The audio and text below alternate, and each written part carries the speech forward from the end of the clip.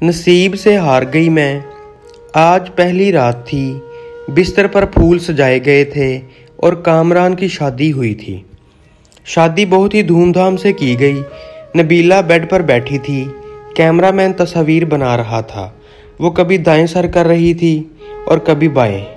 सब लोग नए थे। हर चेहरा अजनबी था। कामरान पास बैठा था। सब मोहल्ले वाले दुल्हन देखने आए हुए थे। नबीला नज़रें झुकाए बैठी हुई थी। रात के 12 बज चुके थे।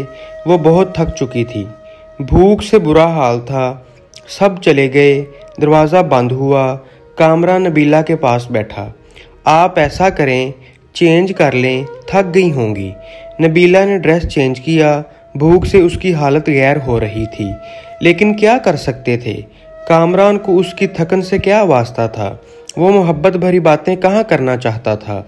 नबीला को अपनी मर्दानगी का रोब डालते हुए, देखो मुझे तमाशे अच्छे नहीं लगते, मेरी बातें कान खोल कर सुन लो, मैं बार बार ये बातें नहीं बोलूँगा, घर के सारे काम तुम्हारे जुम्मे हैं।